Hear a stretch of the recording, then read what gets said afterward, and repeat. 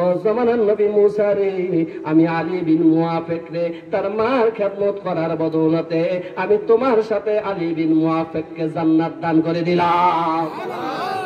আচ্ছা বলেন তো, অনেকের বাবা অনেকের মা এই দুনিয়াতে নাই, এমন যাদের নাই তাদের অন্তরে কি মা বাবার জন্য কষ্ট হয় না? আল্লাহ এই জন্য শিখাই দিয়েছে, আমার সাথে সাথে বলেন রব্বির আমহুমা কামা রাব্বায়ানি সগীরা। আমার কি একটু দেখান তো কার বাবা নাই? মাতা বাচ্চা থাকা অবস্থায় মারা গেলে তুমি একজন মুরব্বী ধৈর্য নিবা, যিনি তোমাকে এসলা দিবে। এখন আমার বাবা আর মা বাইচা আছে, আমার সবচেয়ে বড় পীর তারে আজকে আসার সময় সকালবেলা দোয়া নিয়ে আসছি, শরীয়তপুর যাইতেছি, ওই জায়গায় একটা মাহফিল করবো, দোয়া করে দেন। বাবা একটু মাথার ভিতরে হাতটা দিয়া বলতেছে, বাবা যাও দোয়া করে দিলাম, আল্লাহ যেন তোমার ভালো রাখে। এখন পর্যন্ত ভালো আছি পিতা মাতার দোয়ার বদৌলতে। বলেন সুবহানাল্লাহ। আমি যাদেরকে বলছি বাবা নাই দিয়ে যখন যাইতেছে, আমার মতো একজন হুজুর মাটি দিয়া ঘর বানাইয়া বলতেছে, কে নিবা কে নিবা কে নিবা? এই ঘরটা 1 টাকার বিনিময়ে নিলে এই ঘরটার জন্য আমি তাকে দোয়া করব, আল্লাহ তাকে জান্নাতে একটা ঘর দান করে দিবে। আমার ভাইয়েরা রে, পুরুষের মন হলো শক্ত, মহিলারা যারা প্যান্ডেলের ভিতরে বসে বয়ান শুনতেছে তাদের মনটা অনেক নরম। এবার বাদশাহ হারুন রশিদ ডাক দিয়ে বলে, এই বেটা, এই টাকা দান করলে মাটির ঘর নাকি জান্নাতের ঘর পাবো? বিশ্বাস হয় না, ছুঁইয়া চলে গেছে।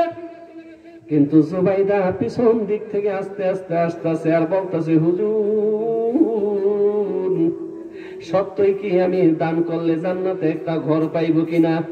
এবার জুবাইদাকে বলে, হ্যাঁ অবশ্যই পাইবেন। জুবাইদা চিন্তা করলো, দান করি 1 টাকা, কত জায়গায় তো কত টাকা খাইয়েই ফেলাই।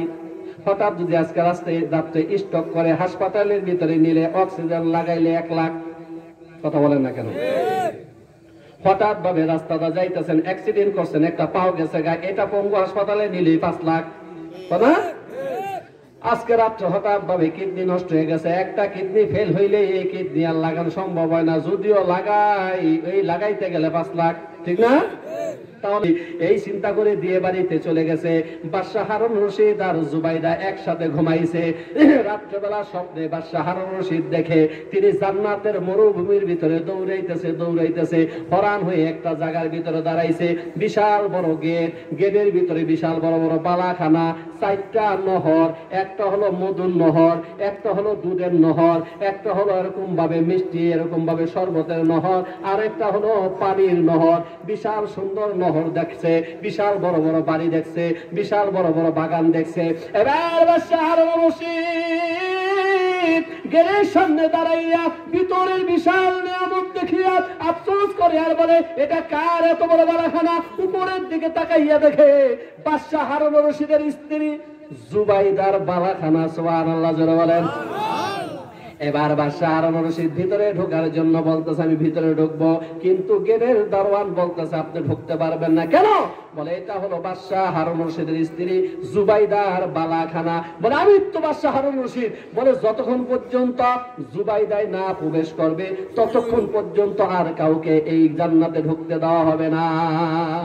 হঠাৎ ভাবে বাদশাহ হারুন রশিদের স্ত্রী আর তার ঘুম ভেঙে গেছে।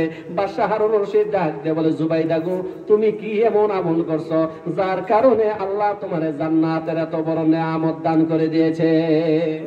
এবার বাদশাহ হারুন রশিদকে ডাক দিয়ে বলে, হুজুর গতকালকে বৈকাল বেলা যখন আমরা একসাথে নদীর পাড় দিয়ে যাইতেছিলাম, এমন সময় একটা হুজুর মানুষ মাটি দিয়া ঘর বানাইয়া বিক্রি করতেছে আর বলতেছে যে এই ঘরটা ক্রয় করবে, ওই ঘরের বিনিময়ে আমি আল্লাহর কাছে দোয়া করব, আল্লাহ তারে একটা জান্নাতের বাড়ি দান করে দিবে। আমার ভাইয়েরা, আমরা কি দান করতে রাজি আছি না? দান করতে রাজি আছি?